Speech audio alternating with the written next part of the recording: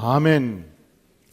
네, 오늘날 일본 동경에 가면 이 도쿄 제국 호텔이 있습니다. 이 호텔은 미국인 설계사였던 프랭크 로이드 라이트가 직접 설계했고 또 직접 건축한 건물입니다. 이 건물이 유명한 것은 보통 건축물을 지을 때 우리 교회도 말이죠. 시공회사와 보통 12개월에서 14개월 내에 완공하기로 하고 건축을 시작을 해요. 그렇게 많은 시간 걸리지 않습니다. 근데 이 호텔은 지하를 파고서 기초공사만 24개월 했던 건물입니다.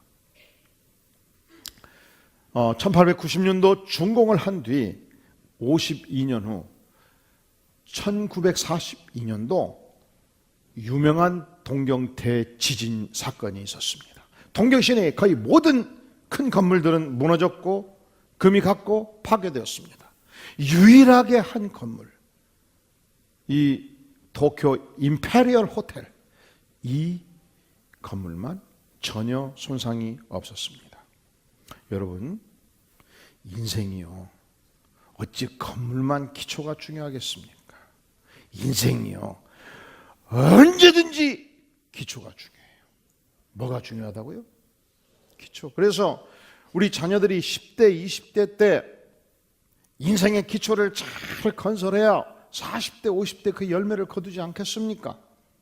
이것은 신앙도 마찬가지입니다. 우리가 신앙의 기초를 어떻게 수립하느냐에 따라서 하나님께 인정받는 신앙인의 삶을 살 수 있고 살 수 없고를 결정하는 것입니다.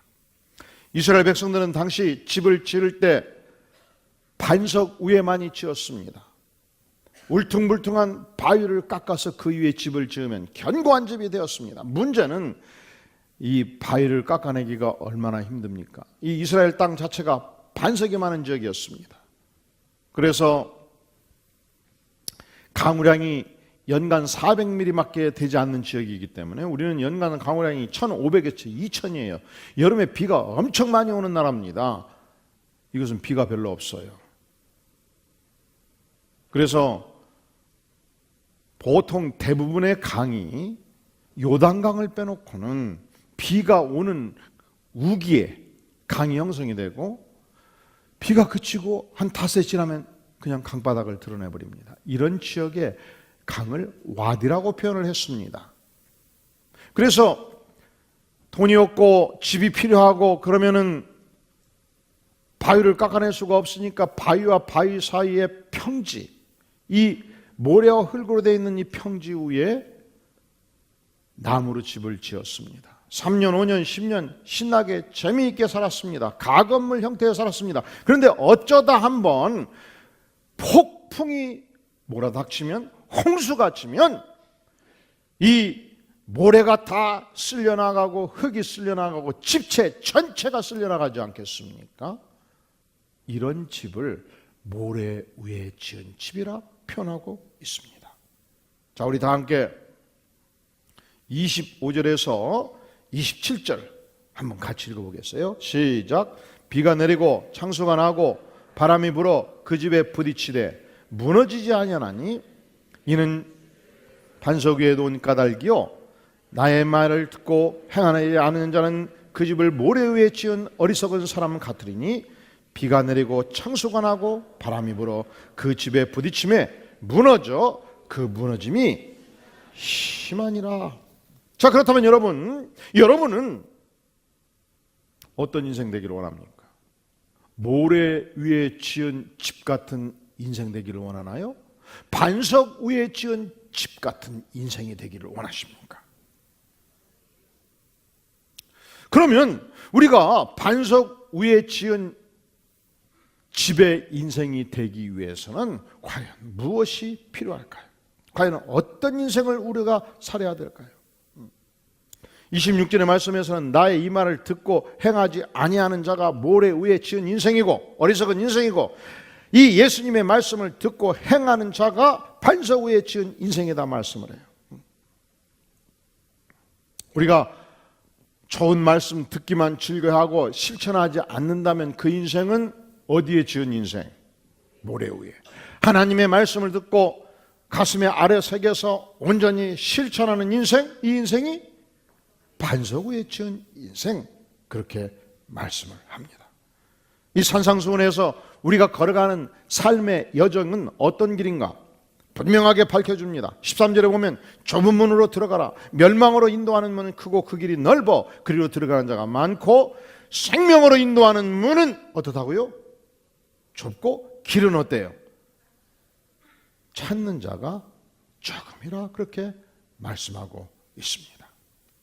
우리가 처음 예수를 믿을 때 구원의 감격이 있죠. 우리가 복음 감격반, 신앙 성장반, 이 성경 공부를 하다 보면 너무 은혜가 되지요. 그래서 가끔 그런 분들이 있어요. 목사님이 신앙생활이 이렇게 기쁘고 행복한 줄을 몰랐어요. 예수 믿는 것이 너무너무 좋아요. 왜 이것을 친즉 하나님이 나한테 안 가르쳐 주셨을까요? 그런데 여러분, 이 감격의 첫사랑이 전부가 아니에요. 신앙은. 우리가 자녀들이 어린 시절 5살, 7살 되었을 때 얘야 오늘 우리 다 함께 소풍 가자. 들로 산으로 가자. 그러면 막 김밥도 멀고 막 같이 움직이고 아빠 너무 좋아 해서 막 앞장서 가지고 가지요. 막 진달래 보면 철쭉 보면 막 너무너무 즐거워하고 그렇게 등산을 시작해서 3시간을 계속 가면 어떻게 될까요? 어떻게 될까요? 아빠 못 가겠어 업어주라. 주저앉고 뒤돌아서고 가자고 난리를 쳐요. 여러분 이것이 신앙생활이에요. 우리 인간은 부패한 본성을 가지고 있기 때문에 예습관이 있기 때문에 넓은 길을 택하기를 원해요. 좋은 길을 택하기를 원해요. 안일한 길을 가기를 원해요. 편한 길을 가기를 원해요. 그래서 우리 주님께서 믿는 백성들에게 말씀하시기를 아무든지 나를 따라오거든 자기를 부인하고 자기 십자가를 지고 나를 쫓을 것이니라 말씀을 하신 것입니다. 여러분은 예수님을 믿으시나요? 예수님이 여러분 인생의 구세주신가요? 예수님을 통해서 인생의 모든 죄사함을 받고 예수님을 인생의 주인으로 모셨습니까?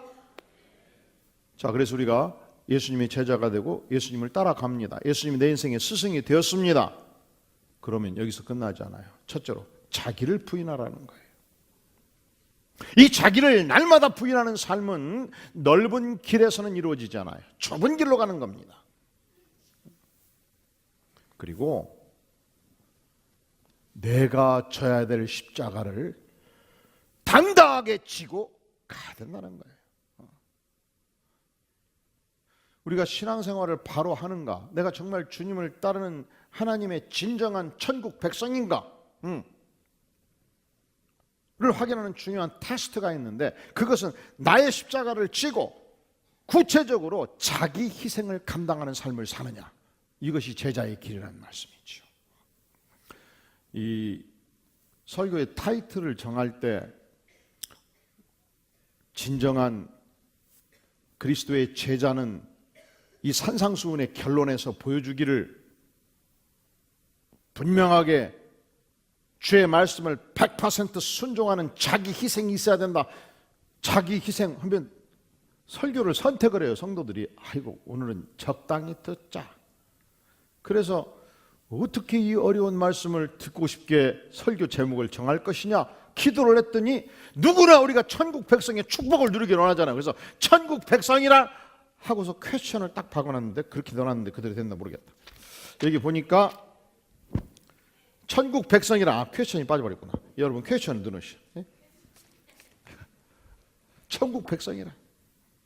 천국 백성이란 뭐냐? 넓은 길을 가는 자가 아니에요. 안일한 길을 가는 자가 아니에요. 편한 길을 가는 자가 아니에요. 단지 눈에 보이는 쾌락과 행복만을 추구하는 자가 아니란 말이죠. 천국 백성이 가는 길은 그 길은 주의 말씀을 듣고 100% 순종하는 자예요. 이 말씀 앞에서 날마다 자기를 부인하는 자며 이 말씀 앞에서 자기 십자가를 지고 구체적으로 자기 희생을 하는 자예요. 그래서 특별히 교회의 지도자들이 이걸 갖지 않으면 교회가 평안이 없고 혼란스럽습니다. 그래서 우리 안디옥교회에서는 이 장로님이 되고자 하는 분들은 최소한도 다른 거 다 해야 돼. 다른 거 다 해야 돼요. 열심히 목원들을 위해서 섬기고 사랑하고 말씀을 가르치고 목숨 걸고 기도하고 목자 일을 가야 되고 교회에서 하나님이 맡겨주신 직분들을 다 감당해야 돼요. 그리고 플러스 알파가 2개가 있는데 첫째로 3년간 화장실 청소를 토요일마다 하셔야 돼요.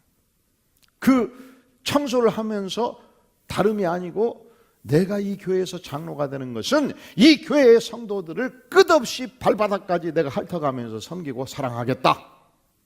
할렐루야. 그래서 다른 교회에서 장로 갖고 오신 분들은 다형으로 생각하시면 돼요. 그리고 두 번째, 남편이 안 믿으면 여기서 2km, 3km만 떨어져도 교회 오기가 쉽지가 않아요. 3살, 5살, 7살 애기 데리고. 그래서 주일만 되면은 내가 3년간 차량 운행을 해서 성도들이 신나게 신앙생활을 하도록 내가 뒷받침하겠다. 그리고 장로가 되면 평생을 내가 그렇게 주의 백성들을 위해서 섬기고 살겠다. 이런 교회가 혼란스럽고 싸움박질하는 교회 있으면 나와보라고 그래요. 이게 지도자가 가야 될 길이에요. 이게 이 교회의 장로님과 안수집사님과 권사님과 목회자들이 가야 될 길이에요.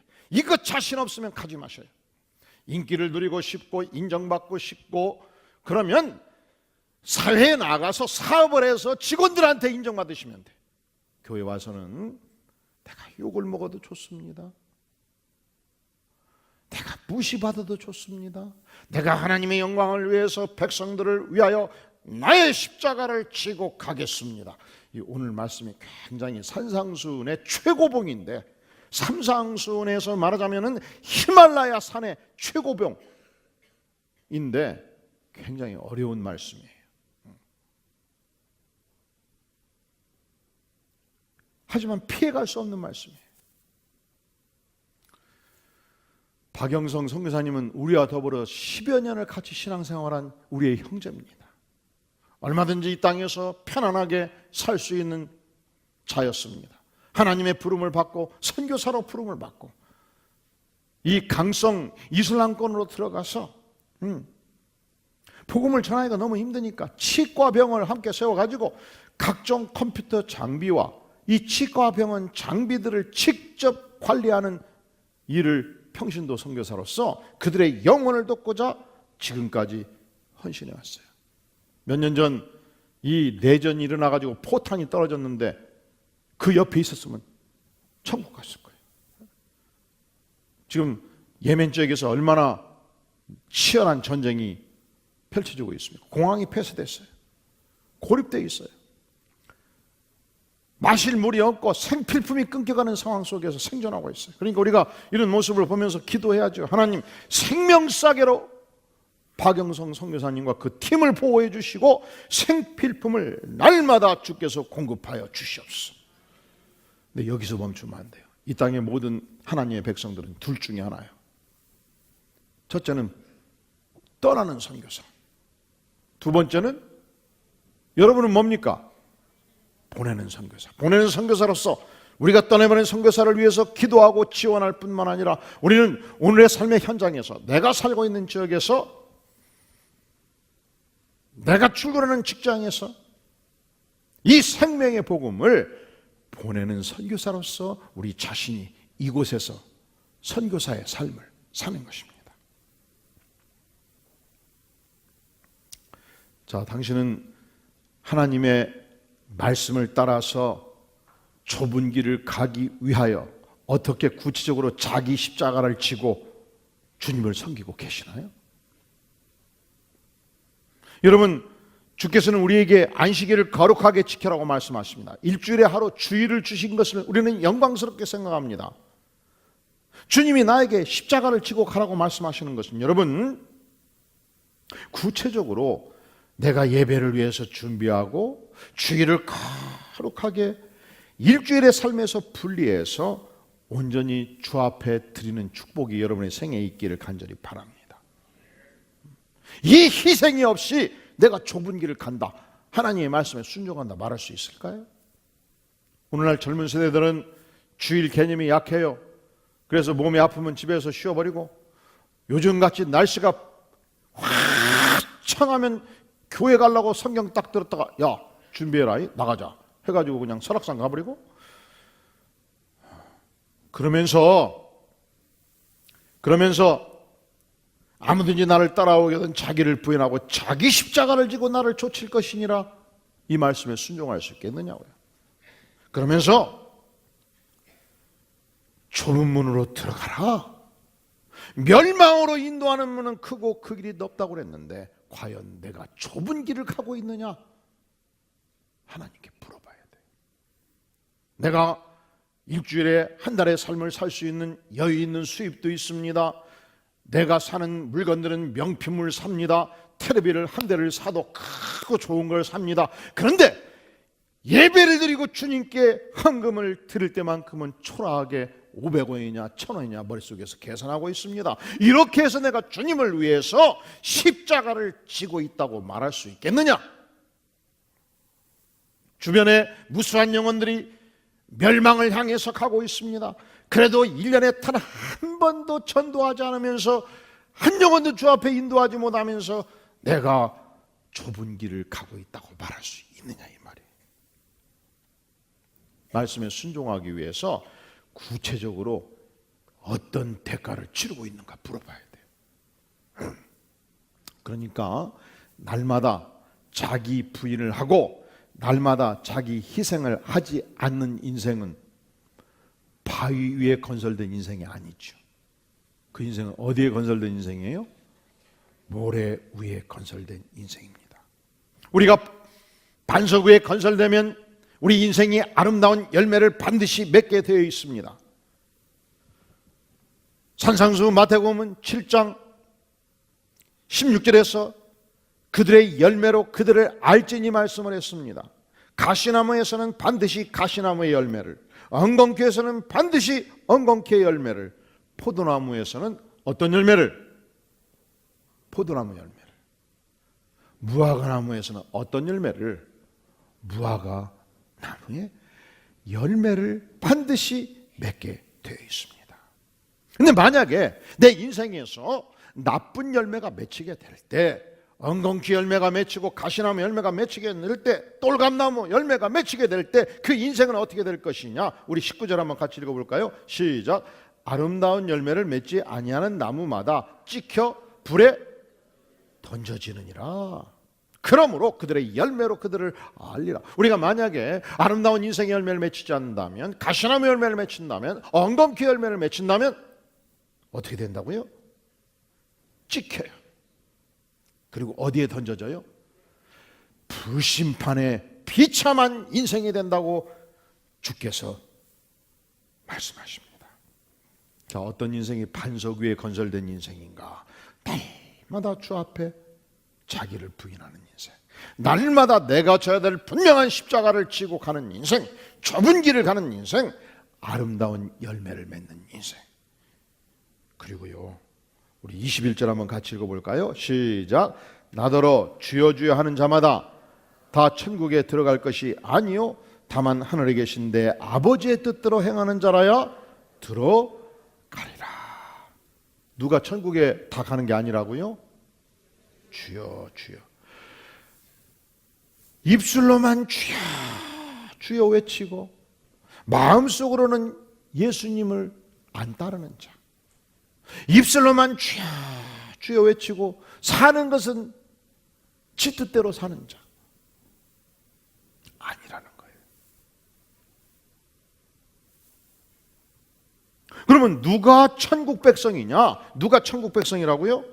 하늘에 계신 내 아버지의 무엇대로? 뜻대로 행하는 자. 그러면 이게 전도 폭발하고 충돌하네? 사역력하고 충돌하네? 여러분, 요한복음 1장 12절에서 영접하는 자 곧 그 이름을 믿는 자들에게는 하나님의 자녀가 되는 권세를 주셨죠. 누가 하나님의 자녀가 되는 거예요? 예수님을 영접하는 자, 예수님을 믿는 자. 그렇죠? 요한복음 6장 47절에서 내가 진실로 진실로 너에게 이르노니 믿는 자는 영생을 가졌느니, 우리가 영생을 갖는 것은 뭐가 필요해요? 믿음이 필요해요. 자, 믿음으로 구원을 얻지요. 근데 오늘 말씀 다시 보세요. 21절 하반절, 다만 하늘에 계신 내 아버지의 뜻대로 행하는 자라야 천국에 들어간다. 그러면 천국 입성의 조건이 뭐예요? 아버지의 뜻대로 행동하는 자. 행동신앙이잖아요. 하나님은 어디서는 믿음으로 천국 간다 그러고 어디서는 행동으로 천국 간다 그러고, 아이 참 힘들다. 혼란이 생기지 않습니까? 그래서 이 문제를 우리가 이해하기 위해서는 믿음의 정의, 믿음의 개념, 무엇이 믿음인가를 다시 물어야 돼요. 무엇이 믿음인가? 무엇이 믿음이에요? 믿음이란 예수님께서 십자가에 피 흘려 돌아가심으로 내 인생의 모든 죄를 용서해 주시고 예수님이 구세주인 것을 믿는 것입니다. 이렇게 믿을 때 하나님의 영이 내 안에 임하십니다. 이 하나님의 영은 내 인생을 다스리십니다. 이 하나님의 영이 내 인생을 다스릴 때 나는 나의 뜻을 내려놓고 하나님의 위대한 뜻 앞에 내 인생을 굴복시키고 100% 순종하는 삶을 삽니다. 그러니까 내가 하나님의 뜻에 온전히 굴복하고 100% 성령의 능력 앞에서 순종함으로 믿음이 완성되는 거예요. 이게 믿음의 열매예요. 믿음의 총괄적인 개념이에요. 그래서 믿음은 뭐냐?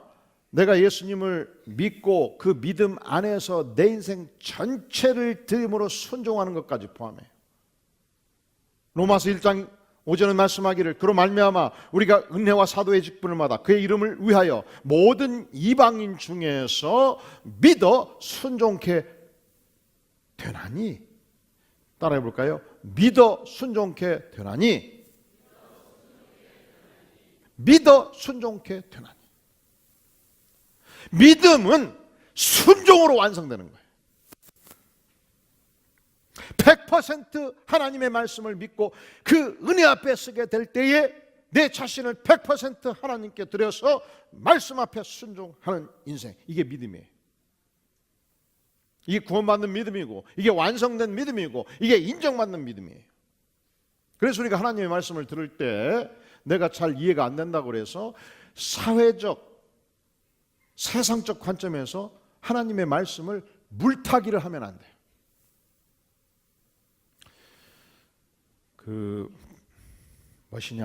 매실 원액 있잖아요.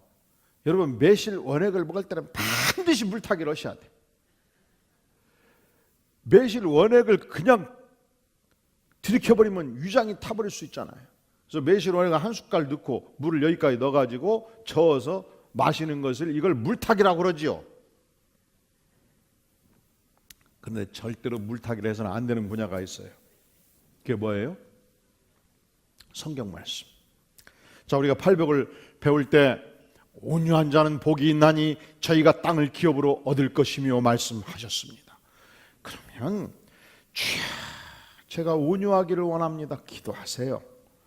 근데 꼭 들으면서 그렇게 생각하는 분들이 있더라고요. 세상에서 온유하면 망하거든.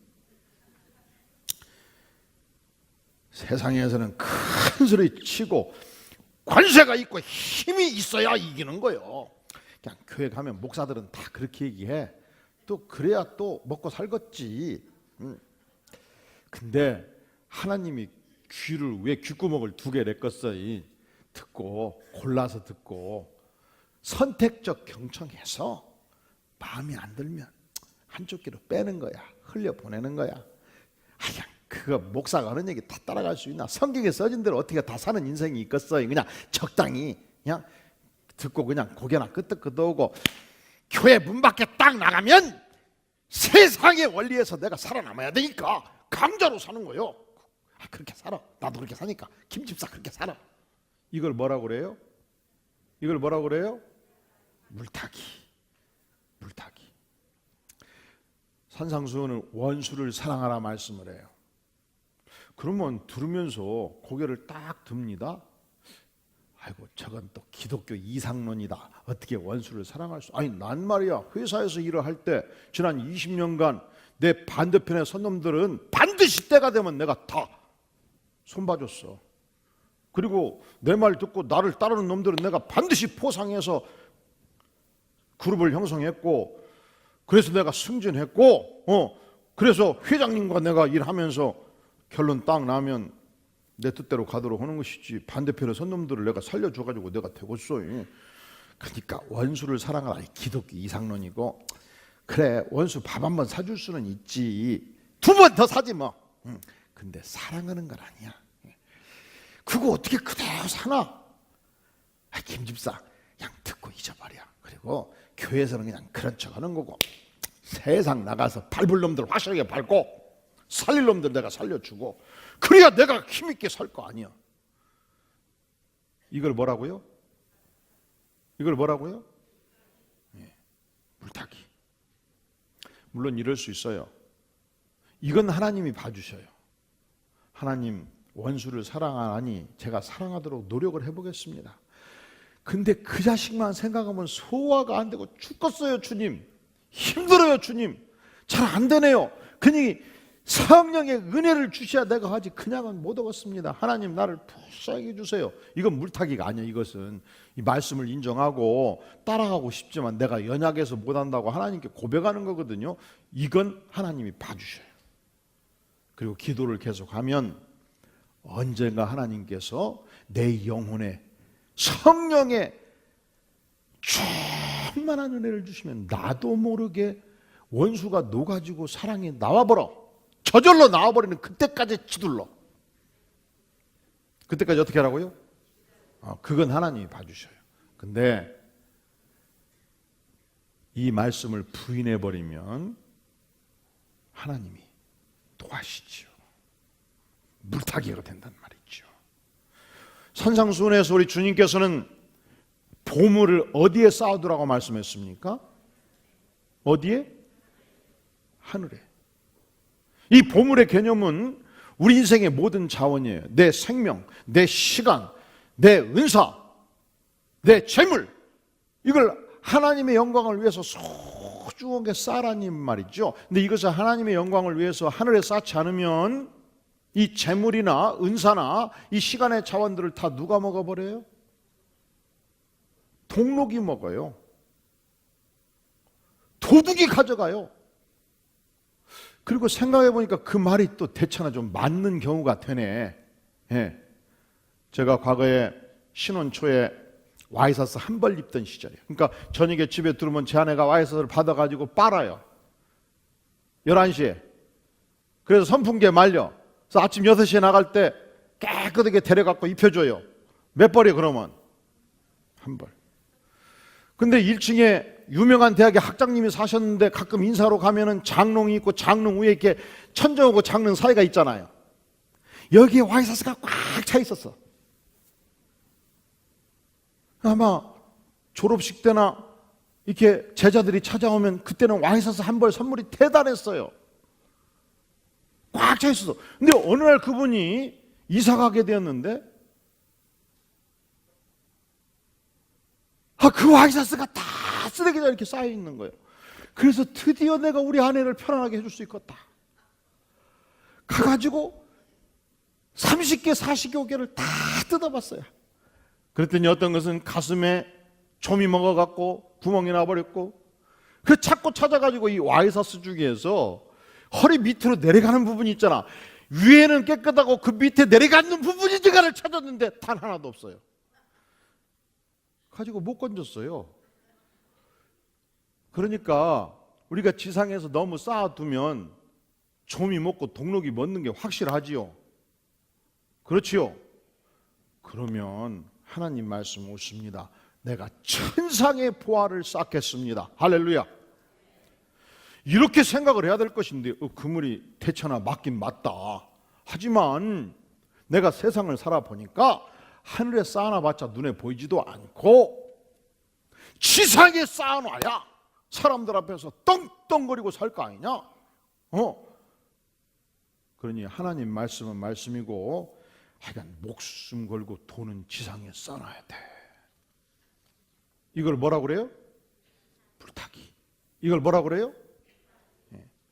하나님의 말씀은 정직하게 듣고 순종하는 백성이 되기를 주의 이름으로 축원합니다.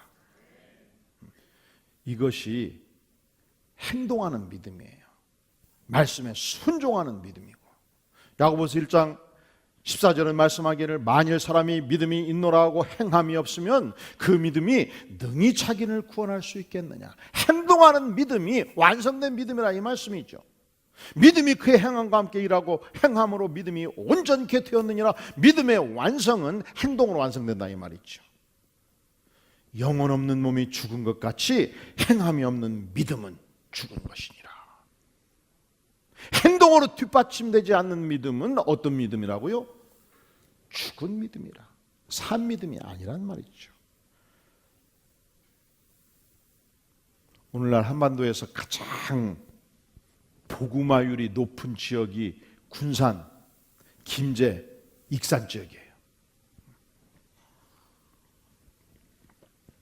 이 군산에 그런 말이 있어요. 군산 가서 음식 먹으러 갈 때 그냥 가지 말고 주방에 갖고 아이고 집사님들 수고 많으시면 다 쳐다본대야. 나 안디옥교회 김 목사인데 아이고 고생들 많으세요 하고 딱 들어가면은 반찬이 3배로 나와버리고 최고급 음식으로 나와버린대요.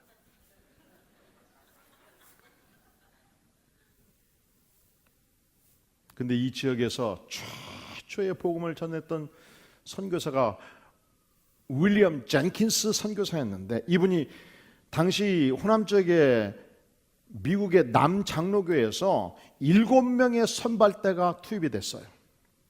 그때가 1892년도였어요. 그때부터 이 군산 지역을 중심으로 선교 활동이 시작이 된 것입니다. 그런데 이 윌리엄 젠킨스 선교사가 발바닥에 발통이 달렸다는 별명이 있을 만큼 열심히 전도 활동을 한 거예요. 군산에 군산교회, 개복동교회, 구암교회를 개척하고 김제 지역에 내려가서 송지동교회, 복원교회, 대창교회를 건설하고, 그리고 대한민국 최초로 선교회를 만들어요. 선교회를 만들어서 그 유명한 고군산 열도 지역, 문여도, 신주도, 선유도, 대장도를 다니면서 교회를 세우고, 너무 열심히 전도 활동하다가 병이 들었습니다. 그것을 한 미국의 선교부가 1904년도 특명을 내려요. 군산에서 철수해서 전주 서문교회에 가도록 하고, 전주 서문교회에서 20리 밖을 못 나가게 명령을 해요. 요양 생활을 집중하라고. 그러니까 이 양반이 요양하라고 보냈는데, 그러면 아침 일어나서 밥 먹고 먼 산 바라보고 운동하고 쉬어야 되는데 전주 시내를 그냥 날마다 쏟아지면서 전도 활동을 한 거예요. 결국 이 당시 한반도에 전염병이 많았잖아요. 또 위생이 좋지 않았지 않습니까? 아들 셋이 1살 되기 전에 세상을 뜹니다. 몇 명이? 3명이. 그리고 1907년도 12년도 12월에 폐렴에 걸려서 1908년 1월 2일 날 세상을 뜨게 돼요. 그 나이가 43살이었습니다.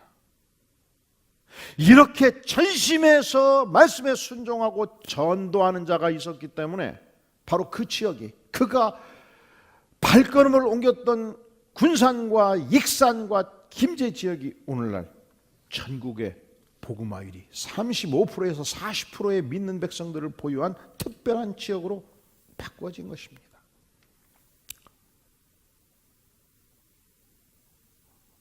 오늘날 우리가 이 시대 목회자들이 목회하는 이유는 이런 선배 선교사들과 선배 목사님들의 피땀 어린 헌신의 결과를, 그 열매를 맺고 있는 거예요. 우리 방성수 집사님 아버님도 처음 복음화 이 1950년대 60년대 인구 3%가 예수 믿던 시절에 해남 지역에서 교회를 짓고 그 지역에 많은 주변 교회를 세우고 평생에 3번을 교회를 지으셨대요. 3번. 몇 번? 우리도 이 시대를 살면서 3번은 교회를 지어봐야 되겠어요.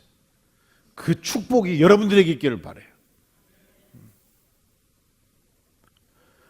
구체적으로 우리가 이 말씀을 들으면서 주님, 제가 어떻게 주의 말씀에 믿음 위에 건설될 뿐만 아니라 행동하는 신앙인으로 주의 말씀에 온전히 순종하는 백성이 될 수 있겠습니까? 이것이 오늘 이 말씀 앞에서 우리가 드리는 질문이에요. 그리고 제가 여러분들에게 묻습니다. 당신은 어떤 점에서 행동하는 믿음을 과연 가지셨습니까? 기도하겠습니다. 영광의 주님, 인생만사 기초가 중요한데 이 시간 저희가 가지고 있는 신앙의 기초가 하나님의 말씀에 기초하고 있는지, 주의 말씀 앞에 100% 순종하는 신앙인지 자신을 살펴볼 때 부끄럽고 연약한 존재인 것을 고백합니다. 주님, 우리를 불쌍히 여겨 주시옵소서. 그리고 주님, 이 산상수훈의 위대한 말씀 앞에 우리가 순종해서 하나님이 주시는 분복을 누리는 인생이 되게 하여 주시옵소서. 우리가 가는 곳곳마다 이 위대한 복음이 증거되게 도와주시옵소서.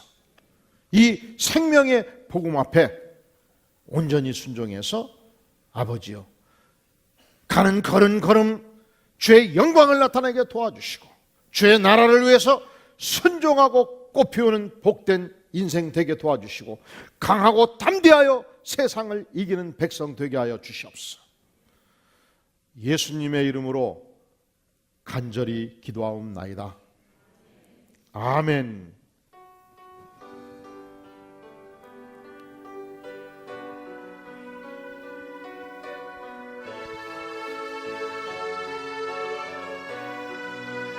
너의 가는 길에 너의 가는 주의 평강이 길에 주의 평강이 있으리.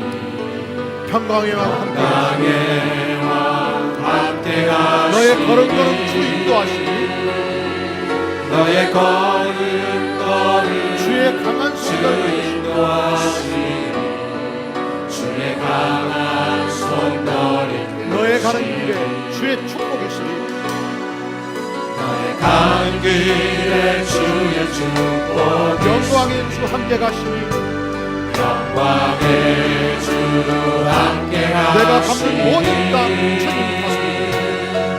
내가 밟는 모든 땅 주님 탓이니 너는 주의 길 예비해 너의 주의 길 예비해 주님 나라 위하여 길 떠나는 나의 형제여 나라 위하여 길 떠나는 나의 형제여 주께서 가라시니 너는 가라 너는 가라 주의 이름으로 거칠은 광야 위에 꽃은 피어나고 세상은 내 안에서 주님의 영광 보리라. 강하고 담대하라 세상에 계신 주들 함께 너와 동행하시며 내게 생일을 주시니 주 앞에 간절히 함께 기도하는 시간을 갖기를 원합니다. 우리가 산상순 이제 마지막을 향해서 갈 때 주님, 이 위대한 산상순의 진리를 따라서 내 인생을 건설하여 반석 위에 건설된 인생, 내 인생이요 우리의 가족들의 인생이 되게 도와주시옵소서. 말씀을 단지 들을 뿐만 아니라 구체적으로 실천해서 축복받는 하나님의 백성 되게 하여 주시옵소서. 간절히 이 시간 통성으로 주 앞에 기도하겠습니다. 주님 감사합니다. 광야 우리가 하나님의 말씀을 꽃은 피어나고 세상은 내 안에서 주님의 영광 보리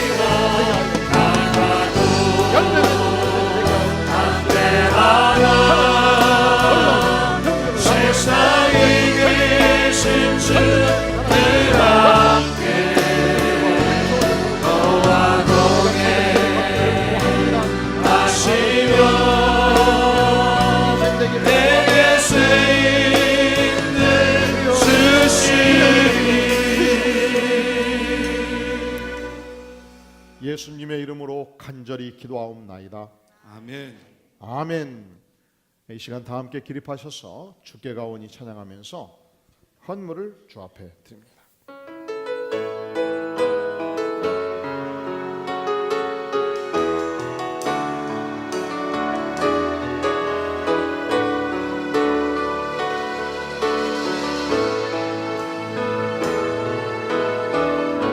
주께 가오니 날 새롭게 하시고 주의 은혜를 부어주소서.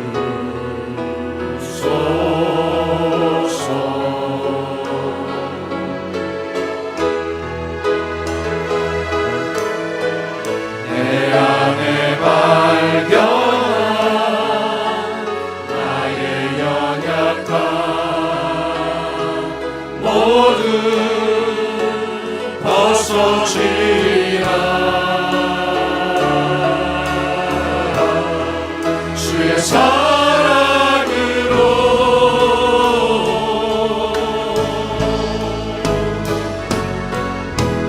주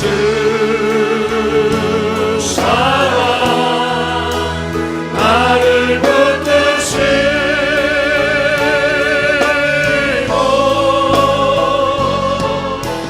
주 곁에 날 이끄소서.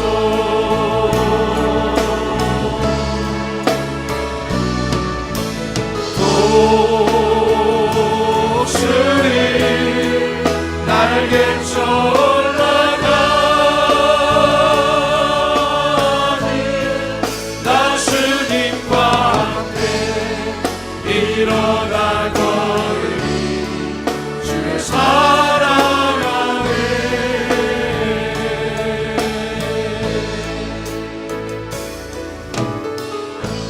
나의 눈 열어 주를 보게 하시고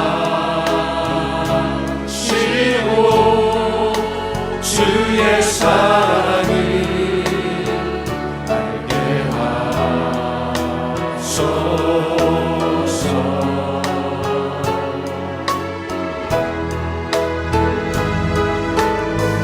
내일 나의 삶에 주께 이뤄지도록 새롭게 하소서. 주의 사랑으로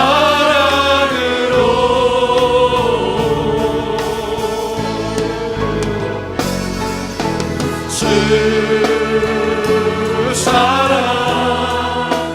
나를 붙드시고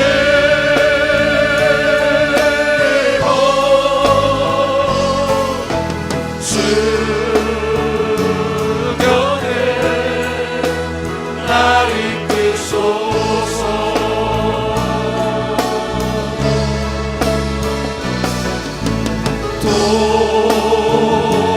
독수리 날개쳐 올라가니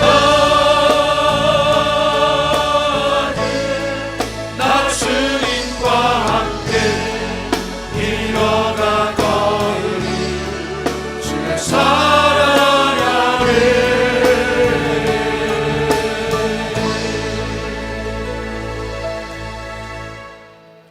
주님 감사합니다.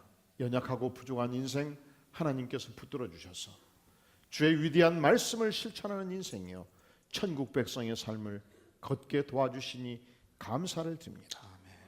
이 시간 주의 베푸신 은혜 앞에 부복하며 각종 예물로 나아가는 손길을 복되게 받으시며 이 산상수훈의 위대한 진리를 실천하는 아름다운 생애 살아가도록 하나님께서 인쳐 주시옵소서. 아멘. 역사하여 주시옵소서. 아멘. 어느 곳을 가든지 진리가 함께하는 복된 생에 살기를 구하오니 도와주시옵소서. 아멘. 이제는 우리 주 예수 그리스도의 은혜와 하나님 아버지의 무한하신 사랑과 성령의 역사하심이 진실로 주께서 말씀하실 때마다 온전히 순종하여 하나님의 영광을 나타내며 하나님의 참된 백성의 삶을 살기를 소망하며 예배로 나아가는 주의 사랑하는 백성들 심령 후에 가정 후에 기업 후에 영원까지 함께 계실지어다. 아멘.